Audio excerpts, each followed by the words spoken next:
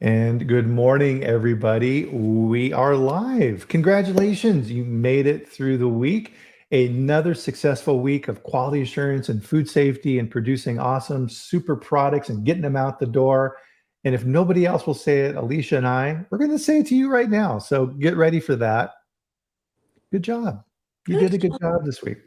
Good We're job. really proud of you. A lot of Cheers. times, yeah, absolutely. A lot of times in quality, we don't hear that because it's just assumed that we do our jobs and that everything is going to go smoothly. And that's kind of the challenge, Alicia, of what we do is that if we do our jobs well, nobody notices. So we notice. So we're glad you're here. Yes. Here, let's talk about food safety for an hour. If you're new to the program, first off, welcome. My name is Bryan Armentrout with the Food Leadership Group. And every week at this time, 8 a.m. Mountain Time, 10 a.m. Eastern Time, we get together and we bring an expert on to talk about all things quality assurance, food safety, career development, all kinds of fun stuff. And this is done for you. And what you'll notice is that this is not a presentation. This is a discussion.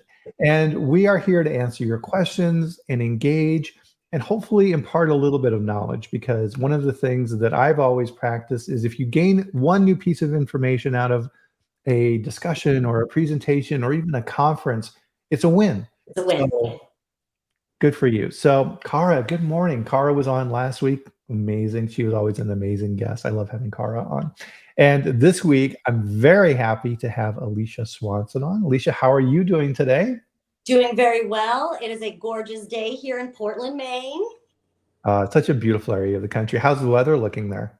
It's beautiful, despite the tornado that New Hampshire saw last night. Oh my goodness. I Any know. damage or? A little bit in Roxbury, New Hampshire, a little bit. Wow. I mean, is that like super rare then or? Yes. Oh, not in the past couple of months, but it is rare for New England to see those kinds of tornadoes. Wow, that is crazy. Yeah, here in Colorado, we definitely see tornadoes. And as people are coming in here for the chat, so Austin here in Denver and Cheryl, good to see you guys. One of the things we love to do, and you'll notice that the regulars here are doing this already, they're on the ball, is putting in where you're from. And so I'm in Loveland, Colorado, where it's been hot. Oh my goodness, has it been hot, Alicia? It's been 95 degrees, although Mohammed in Oman would probably laugh at 95 degrees Fahrenheit. That's probably the overnight low in Oman. So thank you for joining us. I'm always amazed by this, the people from all over the world who join the chat. And sometimes it's easy to forget, but that's the other side of the world, right? Probably a 10-hour time differential. So thank you for joining us. Marine, Prince Edward Island, never been there. I want to go to that area of Canada. Oh, it's beautiful there. Oh, jealous. Thomas in Atlanta, very nice city as well. So before we get started here, and this is something that I always do because I'm always, and even more so, you can generally tell my excitement for a particular topic based upon how quickly I want to jump into it. And this one, oh, I'm ready to jump into this one. But what we're going to do here first is join us, everybody, for a sip of your favorite beverage. Cheers. Cheers. Ah, wonderful. Give me a nice cup of coffee there. And you had tea, it looked like, as well. I do. I have lemon lift tea. Oh my goodness, yes. You're in a very yellowy lemon. You got flowers on your collar there. I love it. It's so awesome. Very summer day. So if you're not familiar with Alicia, number one, shame on you. You should be. And so she is a consultant, auditor, a certified FSPCA, so Food Safety Prevention Control Alliance lead instructor, and HACCP Alliance as well. So man, you've got quite the resume going there around what we're talking about today. Thank you. Yes, I am still teaching those classes, still certified to teach those classes. I can come to you. And now with everything being virtual, that's acceptable now too. Yep, definitely. And so definitely a little bit of a side note on this, but when you go through that training and you become certified, you get your PCQI certificate and all these type of things, right? Is that's just the beginning, because it's kind of almost like for me, it's like a little inside joke, right? As you go to the class and everything makes perfect sense, and you're like, okay, great, omelets. I understand omelets and these type of things. And then you go back to your product and it's always a little different. So you go back and you're at your desk and all that information, right, just kind of flies out of your head.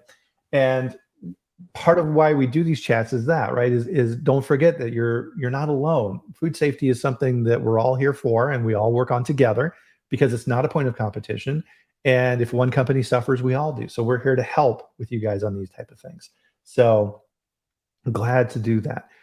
Which kind of gets us into our topic today is certification and auditing. And one of the things that we do with this chat is we do a prep call. And I think, Alicia, earlier here in the week when we did our prep call, it was probably longer than this chat's going to be because we had so much stuff to talk about. So what we're getting into today is certification and auditing and consulting and all of these weird things that aren't necessarily clear if you're on the receiving end, right? So if I'm a quality manager in a plant and my boss pops his head in my office and goes, Bryan, we need to get certified. We have a customer who requires it, and the salespeople say that we need certification. You need to take care of that. And then they leave, and you're just like, okay, I have no idea what that means. And so that's kind of what we're going to get into here today. And with that, we're going to roll it back a little bit and talk about the entire structure of how in the world is all of this stuff set up. Because you need to think of it in terms, really, Alicia, from my viewpoint, is two main buckets. There is the regulatory world, so FDA and USDA and all these type of things. And regulations are not laws, by the way. That's a separate conversation. But that's the world of regulatory. You have to comply with those things. Separate from that is what I refer to the world of standards. And these are voluntary. Voluntary in the standpoint of that you can do it, but not voluntary in the standpoint of your customers mostly require that you do. So it's a voluntary mandatory program. So it's kind of interesting on that side. So let's kind of run through, Alicia, how these things are set up. So at the top is kind of what we call, I guess GFSI is a good example. What Alicia is GFSI? Because we see here these initials. What is this? Yes, well, that's a good question. And it stands for Global Food Safety Initiative. And the intent really was just that. It's in the name, global, where all of us, no matter where we live, are following the same standard. Or very similar, if not the same standard, to get all of us on the same page. Because as you know, each country follows a little bit of a different rule. Some countries don't even have food safety government departments like the FDA. So that's a good point. Yeah, and they hear about these audits, and they've never been audited. But if they want to sell something to the United States, they have to go through some procedures that they have no idea. So GFSI came about many, many years ago, where it was supposed to really standardize food safety and help match any government regulations as well. Okay, great. Yeah, I mean, and so with GFSI, I mean, really, most of the companies that are in GFSI are large food manufacturers and retailers. And Walmart was a big push behind this, saying, hey, listen, we're a multinational company, and we have all these different organizations within federal, and like to your point, Alicia, some countries don't have any at all. We need to try and organize this to get this better controlled. And they created this standard. Now, with that then is kind of the next level down, which are certification bodies. So what are those guys? So the certification bodies are the firms that are trained and licensed and accredited in performing these certification audits. So an example of a certification body would be something like AIB International, Eurofins, SGS. I don't mean to leave anybody out. There are many. Right. I mean, so technically anybody can do that, right? I could go and set up the Bryan Armentrout certification body if I wanted to. There's rules around how to do that, and it's not easy, right? But it's a business. A certification body is a separate business, and it's ran like that. So if you're at SQFI, so Safe Quality Food Institute, it's a company, and it then has the next level down of the actual audit standards, right? So what are those? And then within that, we've got BRC, the British Retail Consortium, however you want to pronounce that, SQF, Safe Quality Food, FSSC. You've got all these different ones that fall under the umbrella of the GFSI, umbrella. And then you have your bodies and then each scheme under that you kind of have to pick which one. Each one's a little bit different. Which one works best for you? Yeah, and so the certification bodies can choose to then apply to and audit to all kinds of different standards. So if you're Eurofins, for example, you can then audit to SQF and BRC and FSSC and all these other alphabet soup names, as many as you like. But there's rules with that, and we'll get into that in just a second. But then at the certification body, you then have auditors, right? Mm-hmm. The auditors need to be accredited and trained and certified in those schemes that they choose, BRC, SQF. And then another level on top of that, Bryan, is experience in that category of food. So there's now different categories that you would fall under based on what you produce. Right. And auditors, there's two main groups of auditors as I think about it. There are auditors who work specifically for one certification body. So they're like an employee for that certification body. And then there's auditors who are contractors. And you can then, once you are, to your point, Alicia, once you are qualified by a standard in a particular food sector category, so dairy or baking or things like this, then you can use your credentials to then work for different certification bodies if you're an independent contractor. Exactly. So you don't have to stick with just one certification body firm. Yeah. And these standards are referred to as third-party accredited. So what is that? Well, it's and I thought about this. We talked about this earlier. Do you want to go to a non-accredited college? What is the difference, right? So there is with accreditation comes liability and legalities and all these things that we don't have thrown in our face right away. We just know somebody's allowed to do it and certified to do it, and somebody's not. Yeah. So are you up to date with standards? Are you up to date with licensing and all of these things? I would suggest that it would behoove you to pick an accredited body versus non-accredited, but just do your research, because there are many companies out there. Exactly. And the easiest way to think about accreditation, and it's always a weird word to say, right? Is they audit the auditors. So for example, if I'm running the auditing group at Eurofins and I have an accredited audit, I am auditing the SQF, I bring in my accreditation body. So there's more alphabet soup. So ANSI, ANSI. There's also jazz hands. And you cannot say that without doing this. Jazz hands. And they are also an accreditation body. So what they do is they come in and audit your systems. So if you're a certification body, the accreditation body comes in and audits you to the requirements of the standard. So for example, if you're Eurofins, again, in this particular example, you have to have your own internal procedures around complaint management and training and technical review and turnaround time for audits and all this type of stuff. And again, it just reinforces this is a business, right? And so the easiest way to think about this is kind of in a linear, like you got like a pyramid going. So at the top, you have a standard, GFSI, and then below that, you have certification bodies. Below that, you have auditors, right? So it kind of flows like that. And then the accreditation, you got kind of sitting off on the side that oversees the whole program. And at the top of the pyramid then, so GFSI in this particular example, sets the rules of the game. And every 3 years, we get a new set of rules.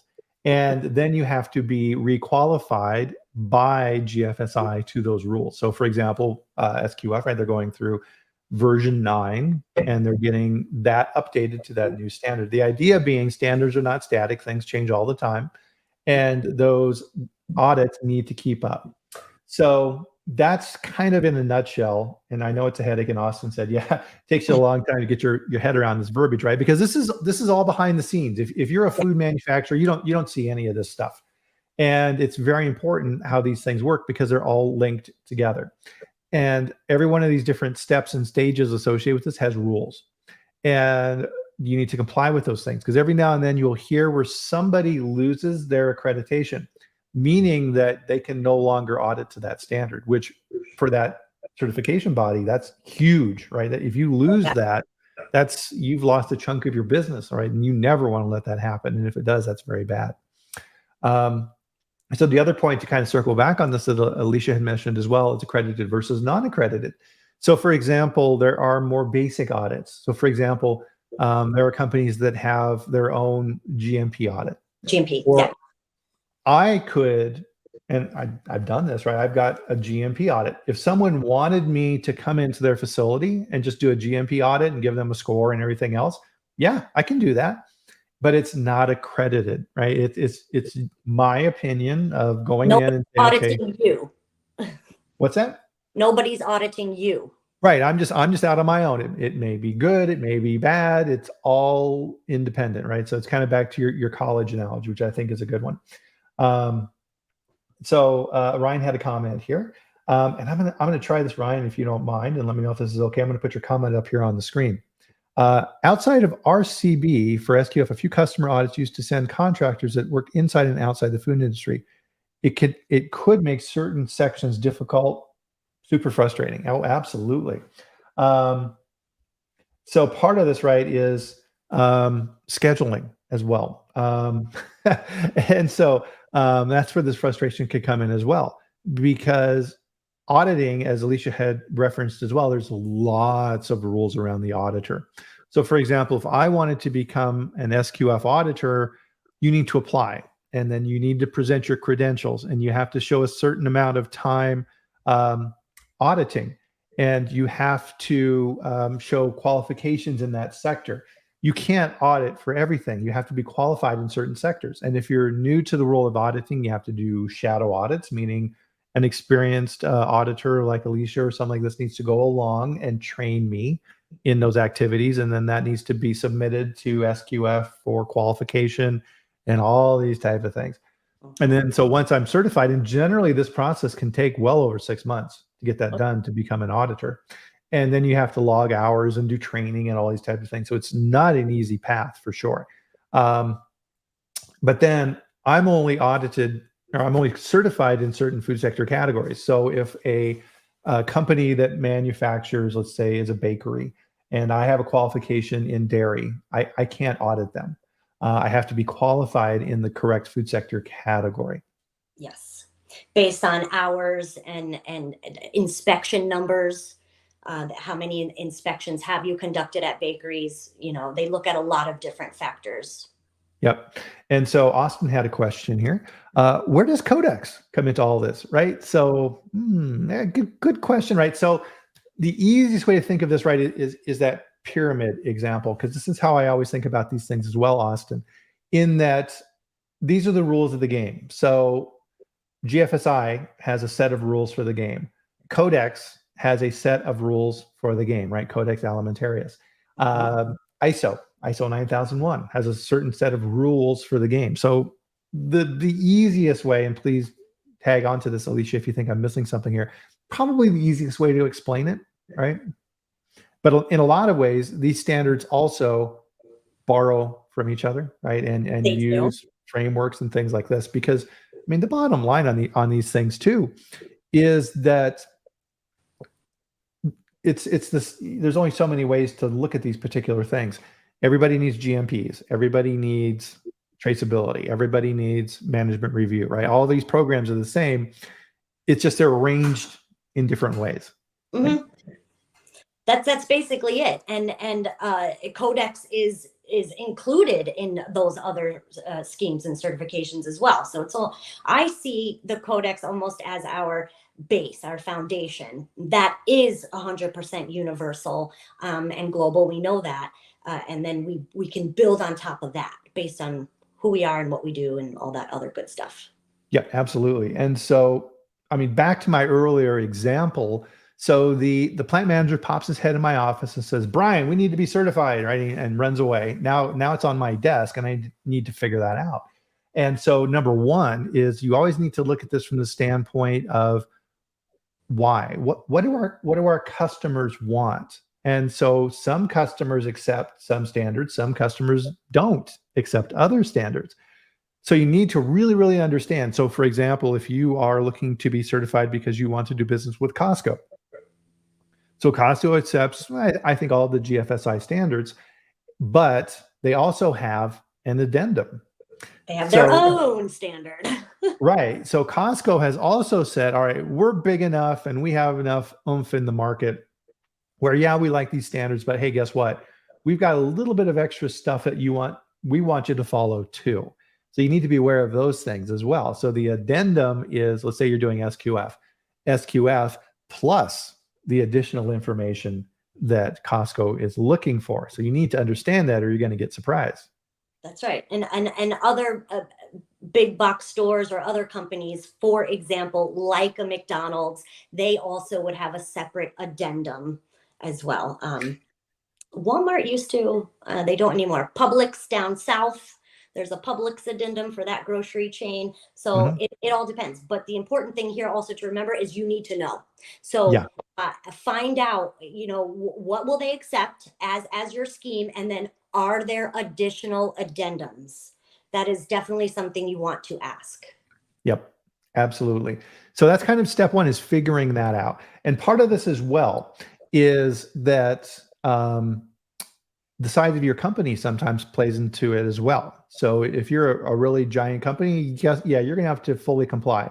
If you're a small startup who's just getting things organized, you may have a little bit of leeway in certain areas as well. So there's different levels of certification too, and you need to understand that as well. Absolutely. And we talked about Costco, so let's add on that. They have a small supplier addendum and a large supplier. So even within Costco, they recognize, how big are you?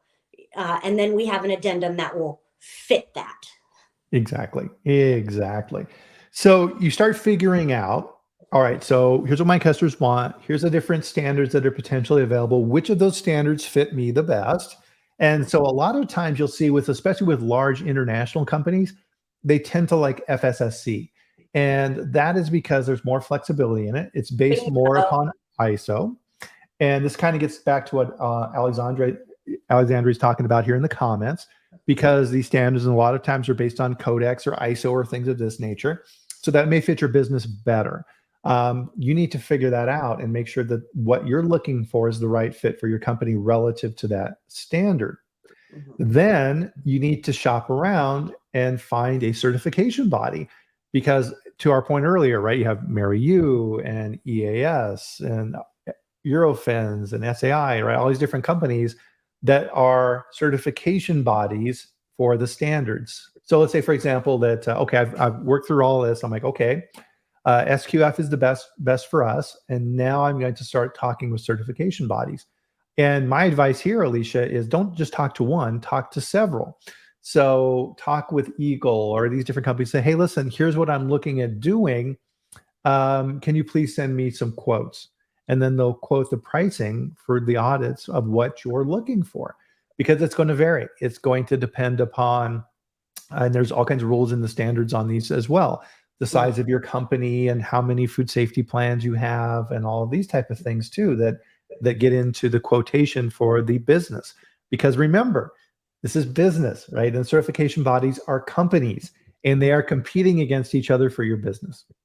That's correct. And you can shop around for them. Now, there are some companies, let's circle back to, this is typically your customer. This is customer driven, right? It's typically a customer. If you want us to sell your product, you need to do this. So there are some customers that may not accept certain bodies also. They may say you can only pick one of these three. So that's another thing to take into consideration as well when you're looking at this stuff. But you absolutely do your homework, because there are so many different ones out there, but pick the one that will be accepted by the customer as well. Don't forget that. Right. And I mean, they're not all the same. And some certification bodies are big international companies. Some are smaller mom and pop type organizations that cater to particular industries. and you need to figure out which ones are best for you. If you're a large company, the bigger ones have more bandwidth, more ability to meet your needs. The smaller ones may be able to be more customizable and work more with you to make sure that you're getting what you need in your business. Yes. And then the next thing is because then we're talking about auditors. And of course, the larger firms will have more auditors, and then you're more likely to get an audit date that you need. Smaller firm, not as many auditors, you may have to wait for a little bit. Yep, absolutely. And those two things kind of go together. And we'll dive in these two next is your date of your audit and your auditor, right? So let's talk first about the audit date, because a lot of times, oh my goodness, people really get hosed by this, because in my previous example, Alicia, plant manager pops his head in the door and says, we need to be certified. You're like, okay. And you go through all these steps, only to find out that it's going to be 8 months or more to get your audit scheduled. You need to think about these things well in advance. And the limiting factor on that side is the auditors and the availability.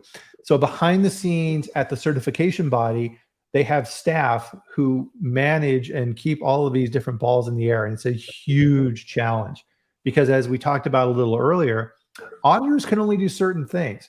So if I'm only certified in dairy, it doesn't matter if I'm available or not. If somebody needs a bakery audit, I can't do it until I become certified in that food sector category as well. So the certification bodies are constantly juggling the schedule to figure out what auditors are available, what area of the country are they in, right? It's logistically, there's a lot of stuff that goes on behind the scenes. And we all know how difficult it is planning travel. So imagine you're working for a certification body and you're trying to plan the travel schedules every single week for 50 auditors, right?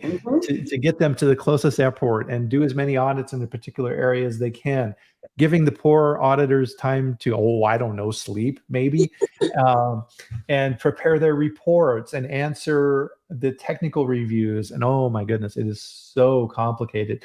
So I know on the certification body side, a lot of times people would call up and say, hey, I need this audit to be certified by Costco so we can sell them product. I need it done this month, right? And we're just like, sorry, can't help. And I doubt anybody can help you. And they get mad, right? And they don't understand behind the scenes. So I think that's part of what we're trying to convey here today is just how hard this is.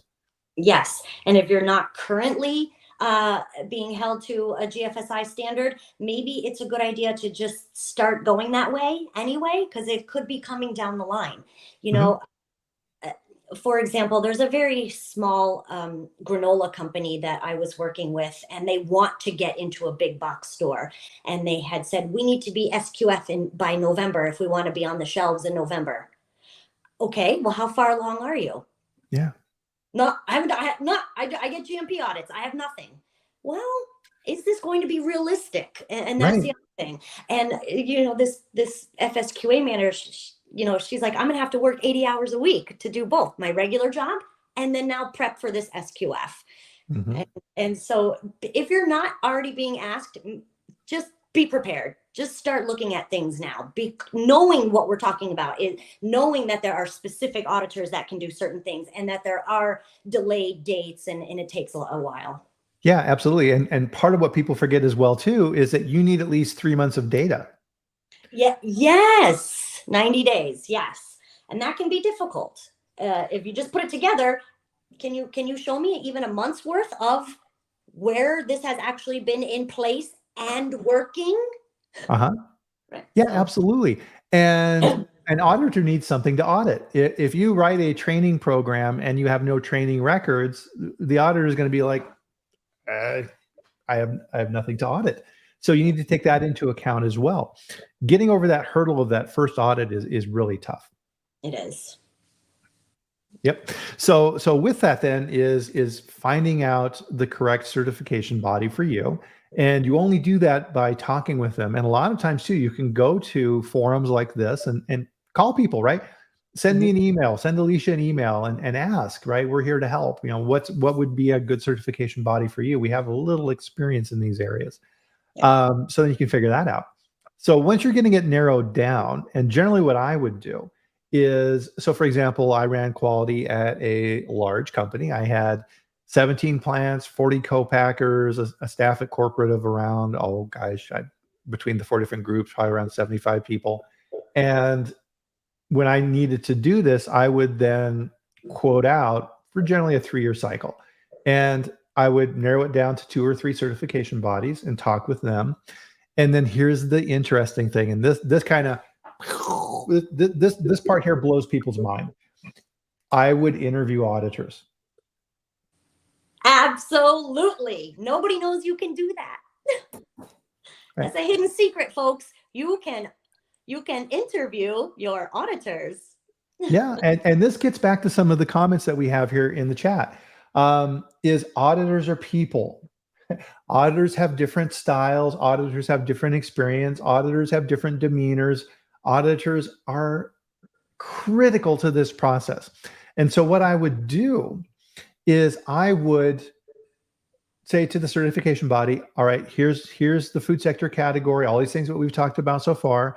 I would like to see the resumes, the CVs of 3 auditors that you are considering assigning to my account. Now, granted, I had a little bit of pull based upon the size of my company, right? There's a significant amount of business, and certification bodies are companies. They want my business. But this applies to smaller companies too. You can do this. And I would then set up interviews with these auditors and ask them questions. Why was I doing this? Was I doing this to figure out if it would be an easy audit? No, I was doing the opposite. I wanted an auditor who was going to come in there and give me value. I wanted someone who could help me make my plants better. Yes, and that's key. Everybody is so afraid of an audit, whether it's the IRS or an audit is a scary term. But I think one of the traits in most of us is that food safety is a passion, and we want you to succeed, and we want you to do the right thing because we don't want you to hurt or kill anybody or make anybody sick. Yeah. So auditing it's an audit is scary. However, it doesn't have to be. And like you said, it can be very value added. Absolutely. Right. And every auditor is unique in that they bring a body of experience with them, right? So you go through all the stuff that we talked about before relative to the credentialing to make sure that you're qualified to do the audits, but everybody's unique. So for example, for me, right, I have a background and, I ran quality and I was involved with SQF and these type of things. I bring that with me, and you need to understand that. And here's one of the questions, I'll throw this in as a bonus. Here's one of the questions I would always ask the auditors. And I'll pose this question to you, Alicia, is, okay, I'm considering you, Alicia, to become an auditor for my facilities. Here's a question for you. You're doing an audit and everything is going really well. And you're going through and you're touring the facility and you've been out on the floor and everything's looking really nice. And then you take a tour of the entire facility. And you are in a back building, and this is an old storage warehouse, and there's some old equipment in there and some obsolete things, nothing that is used in production in any way. And you're walking through this old warehouse with the quality manager, and you're looking around and you see some cobwebs that are kind of on a window, and it doesn't look very nice. How do you react to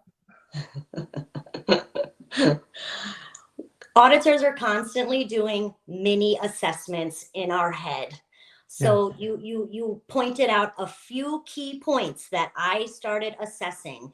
It's not attached to production. There's no exposed product. There's certain things. It's off to the side. It's a little bit of a storage area. So what is the risk of some dirty windows and spider webs to the overall food safety of what you're producing? Yes. Okay, 100%. So it could be a minor in sanitation, and it could be just and then keep going. Right, and that's an answer I'm looking for. I am looking for that answer because I am looking for the ability to the auditor to understand context. If the auditor says, well, if there are cobwebs in the facility under 11.3.7.5, this is not allowed, and I'm going to give you a minor. That's telling me that auditor is detached from reality. They are looking at the standard as the standard in and of itself and not as the tool it's meant to be used as, which is a tool to assess the ability to produce safe food. Yeah. right? Not clean freaking cobwebs out of a back warehouse. I mean, no, right? So that auditor has a disconnect. And what came up in the comments is relative to that, right? And that's referred to as auditor calibration. Is certification bodies work really, really hard to get auditors kind of on a level set of an understanding relative to that. And SQF tried to help out with guidance documents a couple of versions ago to help provide context. Well, those auditors that take everything literally and that those words must be all adhered to took the guidance document and applied it like the standard. Yes. And they were writing people up for things in the guidance document. It was just like, no, that's not what it's for. Yes. Standards are written in black and white, but the interpretation is extremely gray. And I will confess, when I first started, I was very black and white. And I would have been that auditor that said 5 points for those cobwebs. Experience and time and knowledge and all this stuff has turned me into the auditor now where, let's go focus on what really counts. Right, exactly. It's what really counts. And that's what I'm looking for. And that's what any good manager is looking for. Some really good comments coming here, guys. Not quite sure about this one here, so we'll pop this up here. Hopefully you guys are liking this. If you don't like your comments being pulled up here, let me know. So Alicia is saying here, what about the US FDA audit body? Right, so that's a point of confusion. The FDA is not an audit body. The FDA is a governmental organization. It's a regulatory authority operating under the authority of the US government. So again, right, that's the difference. There's regulatory standards, regulatory bodies enforcing law versus standards that are enforcing a scheme, right, which is a word we haven't used yet. And I have a good example of that too. I had a company I'm working with that's located in India. And they reached out and they said, we are currently FSSC and ISO certified, and they have these amazing programs in place. But they're going to be getting their first US FDA audit soon. And they went, we're not really sure how that's going to go. We know FSSC goes, we're not sure what to expect when the government walks in. So because there are some differences, so I've been working with them on how to handle the US FDA when they do come in versus what they've been doing with FSSC. So they are different, similar, but different. Yeah. Well, and here's the ironic thing as well, right? Is the auditors that are good, and your goal is to find a good auditor, because again, auditors are people and they have different styles. You need to match up that style for you. So good here is an arbitrary term, right? It means good for you. And odds are, we were talking about scheduling. Odds are the auditors that are effective and really bring value are very, very, very busy. So don't be surprised when you call to schedule an audit and say, hey, you know, this auditor, Bob, fantastic. He's the right fit for my company. I would like him to audit my plants. Oh, okay, great. Bob's not available for another 13 months. Yeah, that can happen. And also, I would just want to make sure we add that there are rules with auditors in GFSI. You know, after 3 years, you do have to switch it up. But again, we're talking about in the beginning. And even then, even when it is time for auditor switch up, you do have the ability to interview and to reach out. Right. And that's another one of those things I refer to as rules of the game, right? So it's written into the GFSI standards and it's smart, right? You can't have the same auditor coming year after year after year. Now, you need to mix it up because auditors are people. They have fresh sets of eyes, and you can't have, to your point, Alicia, so everybody caught this, is you can't have an auditor for more than three audit cycles. And if you're looking at the SQF standard, for example, one of those is unannounced, right? So there's some variance there too. And a whole nother topic there. Yes. So great question here from Ryan, and this segues very nicely. Do auditors like an entourage during the plant walk, or is less members best? I have an answer on this for sure. What's your thoughts, Alicia? No, you go first because it's probably similar. 100%. 100%. The opposite is terrible, right? Yes. You want to show the auditor that you're engaged. The worst thing you can do is have an opening meeting with the quality manager and the auditor and nobody else shows up. Where is everybody? Do you have What a does team? that tell the auditor? Yeah, that tells the auditor this doesn't matter, right? That this is something that's an exercise to satisfy a customer. No, This is important, and you need to treat the auditor importantly. The more people you have in the opening meeting, the more people you have on tours, the more people you have at the closing meeting, the better, right? Show the auditor that you care. Absolutely. And again, this is not a food safety audit is not just for the food safety department. Yeah. As you're going through your standard, there's a section on maintenance, there's a section on sanitation, there's pest control. So where are these people? FSQA, are you doing all this? Chances are you're not. So Right. where's your help and where's your team? You can't play a baseball game with 2 players. Yeah. The pitcher and the catcher, it's just not enough. No. And the auditor is looking for, I mean, so the standard is the standard, but the auditor is looking for implementation. Yeah. Are you actually walking the talk? Okay, fine. We see that you have a training document. Okay, great. Is it real? Right. And if the only time that the auditor sees the plant manager is at the closing meeting, and the plant manager shows up and says 2 things: "What's my score?" and then tries to argue with the auditor to get the score up, that tells the auditor everything they need to know, right? Absolutely. It's all for show, and that's a terrible thing to be in. And this all intertwines, right? Because this is part of what we talk about on the chat as well, Alicia, is these are systems. These are all interconnected. And quality systems do not exist in a vacuum. Quality systems are not something you put in books and you put on shelves and then you pull down when the auditor shows up and you dust him off and you show him your wonderful system. No, right? This is how you run your business, right? And in quality assurance and food safety, right? We're one of the rare groups in the company that gets to poke our nose into all kinds of stuff, right? We're the busybodies in the company. We're like, oh, hey, what you doing here in maintenance? What you up to? What you doing? Right? And we're the people who are managing the system, right? We're the company helping to figure these things out. The analogy I use is we're kind of like, we're the little parrot sitting on the shoulder of the plant manager or the operations manager, whoever, letting them know what's going well, what's going bad, what worries us, what we need to be doing next, what are the things we need to be thinking about and worried about. Right? You're the conscience of the organization. And the more you're integrated in with that, the better you're going to succeed. Absolutely. Couldn't have said it better. Yeah. So one of the things, Alicia, as we were prepping that you brought up, which is absolutely, this is a huge point of confusion, is, oh my goodness, okay, great. I've got all of these things done. I've selected a certification body. I've got a fantastic auditor who's coming in. He's coming in 6 months. Oh, we need to prepare. Do I have to do all this on my own, or can I get help? Can I bring in somebody to audit me in advance? Absolutely. You can always get help. Not everybody knows everything. If you do, I'd like to meet you. But we all need help, and a consultant, let's say, is a resource, and that can help. And it's absolutely allowed and 100% beneficial. Oh yeah, 100%. And so like Ryan said here too, there's a reason you have an internal audit program, right? So it's to check your systems. And we had a chat on this recently with internal audits, but it's also to get everybody engaged, right?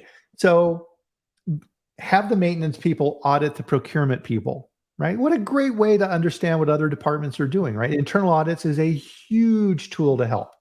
Go ahead. Oh, no, go ahead. It is a huge tool. However, the downside to internal audits, Ryan, I'm sure this is not happening at your facility, but I have seen it. It is one person doing it, and it's, oh, yeah, we just got to fix that a little bit. And, oh, yeah, let me just write that up, and that looks good, and that looks good. The more you write down on your internal audit, the more findings you have, the more work you have to do to fix it. Right. So I've also seen where internal audits are very light on them. You're a little light on yourself because it's more work for you. But the goal is to be multidisciplinary, key term in every standard, to have one department audit the other, not themselves. 100%. Never audit your own stuff. It's like, oh, look at this. I'll audit my own document. I'm awesome. Hey, no findings. Exactly. Really? No, not likely. Part of this then too, and this is something, here's a little tip for everybody, is that in a production facility, the quality manager was never allowed to audit. He was the head of the audit team for internal audit.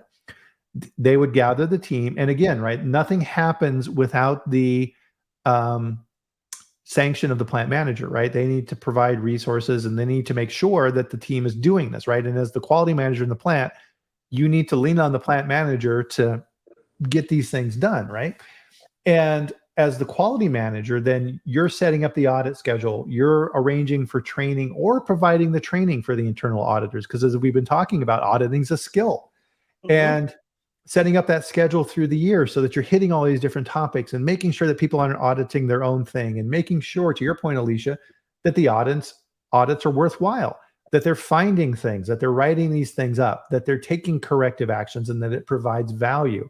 Your job as the head of that program within the facility is to manage that, not execute it.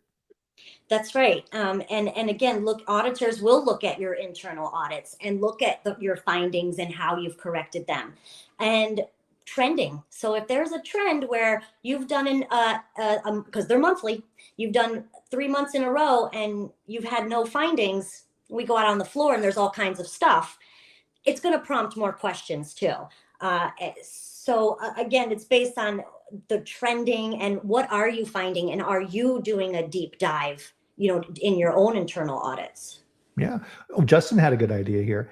You don't have to do this yourself. Bring in a third party.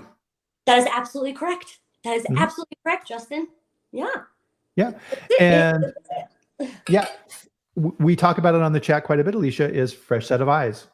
Having somebody come in, because human nature, part of this is you walk by things every day. After a while, your brain just kind of filters it out. It's human nature, right? We can't focus on everything. And just having somebody come in, and so let's say Alicia comes in your plant and does a tour and looks around and says, "What is that? Why is that pipe hanging from the ceiling with duct tape and coat hangers and God knows what?" And 9 times out of 10, that person who's on the tour with you goes, "Oh, yeah, what, right? We did that 9 months ago. I forgot about that," right? It's human nature, right? Having those eyes is super, super important. So this kind of gets into, and this is a perfect segue, is the consulting audit, right? Is coming in and doing that. So talk a little bit about that, because I think this is a really important concept. Yeah, and the consulting audit, or training audit, and third-party internal audit, it's well within your scope. By the way, you are allowed to do it. And again, there's no real consequences, and you shouldn't fear them. Like an auditor coming in, there's a little bit of that fear. If they find something, they're going to write it down, and there's points and there's all this stuff that comes with it. For example, I have a bakery that I'm working with, and they have done very well on their SQF audits. They've got 2 facilities. One received a 96, one received a 97. And the management team was like, "Great, we don't have to change anything. We passed with flying colors." And yet she called saying, "We have a known infestation in our warehouse." How do I get my management team to understand that it's not always going to be like that? You're not always going to get a 96, and it's not always as easy as you've seen it. So it's a new management team that they have at one facility, and all they've seen is an SQF auditor, walk around the plant and mostly concentrate on documentation. Yeah. She called me and said, "Do you remember when you used to do a deep dive? I was crawling under, going up and in and opening this." She said, "Nobody does that anymore. And that's what I need. I need somebody to come in and audit me before my next SQF, so I can actually find some real, issues and correct them." Yeah. So if I'm that quality manager, I can give you a call and say, "Alicia, I want you to come in here, tear my plant apart. I want you to find everything, because I want you to find it before the auditor finds it from SQF." That's correct. That's absolutely correct. And then again, we can work, and as a consultant, we can work together with the corrective actions. I can give suggestions and recommendations on how to best fix this, where an auditor cannot do that. That is a conflict of interest. Right? Let's expand on that a little bit. So consulting versus auditing, what's the difference? Well, I would say that, consultants can give feedback for corrective actions and recommendations. Auditors are objective and are auditing you to the standard. Right. right? They have a job. They're looking for the facts. Yep, that's an excellent way to put it. So an auditor, so if an auditor is reviewing, let's say under SQF document control 2.2, it says in there exactly what you need to do for document control. You shall do this, you shall do that. These things need to be signed off on. You need to have records. You need, that box is where the auditor lives. And the auditor, their only role is to say, here's what the standard says. Show me that you do this. Yes. Show me the evidence. And I will verify that you're doing these things to the standard. That's it. That's it. And if they walk outside of that box, that's consulting. So a consultant can say, hey, I've read through your document control under 2.2, pretty good, but you're missing a couple things. And here's a couple of ways I think you can make it better. You're consulting with the plant to help them improve. Auditors and consulting, right? Man, those two worlds do not mix. And that's for good reason, right? Because if an auditor could consult, you would get things like this. Yeah, I'm in, you're doing your SQF audit and I've been going through your document control and yeah, you kind of comply, but I can come back as a consultant and help you make it better for a fee, right? That's a conflict of interest because now the auditor is stepping out of bounds and they are providing additional services that are going to impact your audit, and nobody wants that. No, absolutely not. And let me just add this because I'm looking at the time and I want to make sure we get questions. You can absolutely have your consultant there with you during your audit. It's another team member. Okay, so I want to make sure I put that out there. Your consultant can work with your auditor. They know the lingo. There's just a different, a little bit of personality and conversation that goes on. So you absolutely can have your consultant there for your audit. That is okay. Well, and if anything, Alicia, that shows commitment on your side. Food safety, yes. Right. You're willing to look at your system objectively, bringing in outside resources, spend money to make your plant better. And no auditor is going to look at it and say, oh, I don't like it. They're going to say, good for you. Yes. You're showing a commitment. So that's a good thing. So part of this as well is we wanted to kind of give a little behind the scenes as well as what happens after the audit. So the auditor then has the closeout meeting, goes over the preliminary, and they always say this, right, is, okay, here is your draft score. I found 5 minor nonconformances for this, that, and the other thing. You're required to provide me with corrective actions, and the auditor needs to follow up on those. What happens next behind the scenes is that audit goes back to the certification body for review. And every certification body has technical managers. What's a technical manager? A technical manager is the person behind the scenes who knows these standards inside and out. And we'll take that audit, look at what the auditor wrote to make sure they're not consulting, to make sure what they're writing things up for are correct, making sure that the scoring matches up with what they've said, making sure that things are clear. And so there's some back and forth behind the scenes that takes place between the auditor and the technical manager to shore up that report to make sure that everything is good, which is why the auditor will always say, this is the preliminary score. This may change. That's correct. Because the technical manager may say, no, what you wrote up here doesn't make sense. I'm going to deduct this minor off of the audit. Or they may say, you wrote this up under 3512, but really this should be under 347 or something like that. And they move it around and things like this to issue that final report, which goes to the certification body and all these type of things, and then comes back to you after your nonconformances are closed out. And then once you pay your bill, then you get your nice shiny certificate. Now, one of the questions, Alicia, that I get quite a bit is, okay, what if you disagree, right? What if you disagree? Can you protest? Absolutely, right? So if you disagree with the audit, you can talk with the certification body and the technical manager and say, I really disagree with what this auditor wrote up relative to this topic. I don't think it's fair. I don't think it's right. Here's the evidence that the auditor didn't review, that he missed, that are relevant for this, and we are petitioning to remove this minor or things like this. Yep, you can do that. Yes, absolutely you can.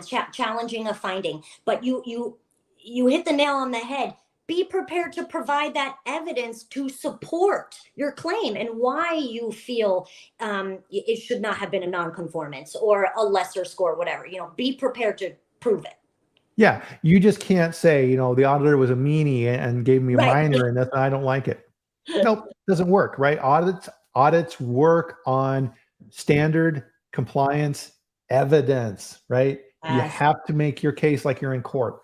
Now, there is another level to this, and this rarely happens, right? This is kind of the nuclear option. If you still disagree with the certification body, you can appeal to the standard as Yes. well. I don't have a lot of experience with that, right? However, it absolutely is true. And that's why there are always new versions coming out. Yeah. It's not because they're just adding more stuff for you to do. Sometimes they're taking things out that, collectively over many reports that have been turned in, they noticed, a trend there. Let's take this out. Everybody, whatever the case is. So absolutely, which results in standards changing, whether it's removing things, clarifying things, even the FDA had to put out a guidance document for clarification on certain things. You can absolutely do that. Different process. But again, all you need to do is it's in the book. They in the SQF book, for example, will show you how to do that. Good point. Thank you for bringing that up. You need to understand the standard you're being audited to as well or better than the auditor who's coming into your plant. Yes, I'm going to tell you right now, auditors make stuff up. They think it's a standard. They think, oh yeah, that doesn't look right to me. I'm going to write you up for that. And you're like, wow, huh? Yeah. What's the key phrase? Can you show me in the standard where it says that? Yeah, good point. Here's another little bonus for everybody. One of the things I always taught my quality managers, and they could change the verbiage around for their own personal preference, but I required they did this at the opening meetings, is let's say that you're the auditor, Alicia, and I'm the quality manager. I would say, Alicia, really super glad you're here at the plant. We're really, really happy to have you.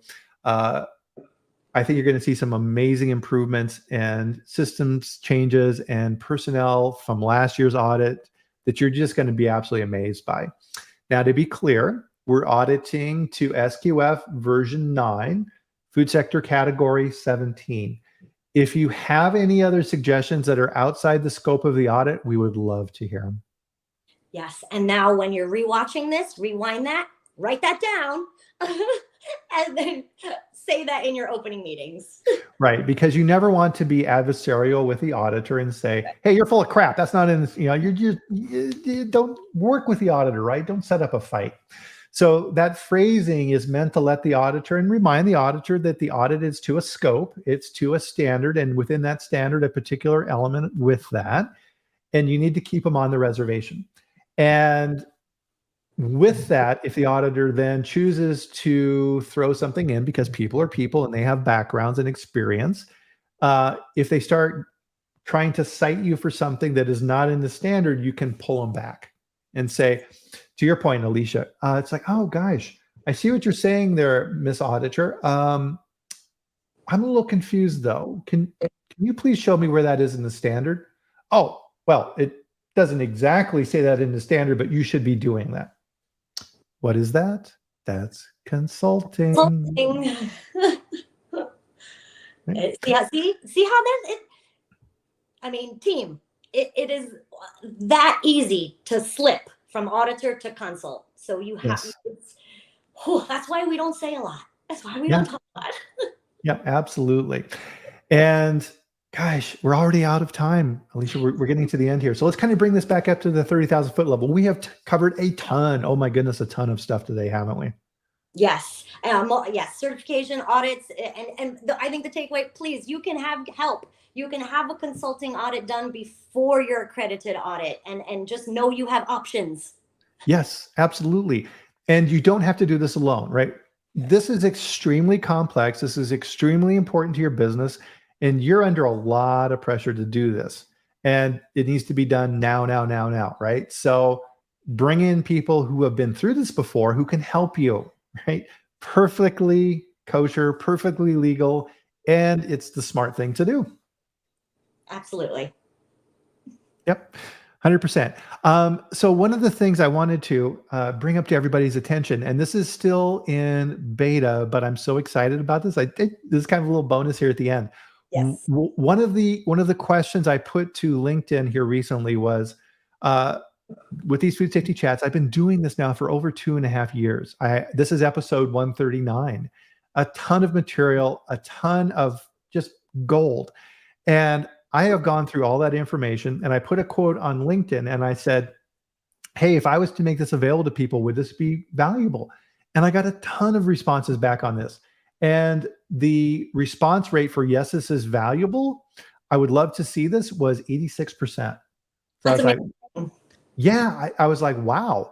And so what I've done is I put together a database of all of these courses. And let me show this here really quickly. So this guy here. So I put together in a teaching module courses, and I've arranged this, Alicia, by topic.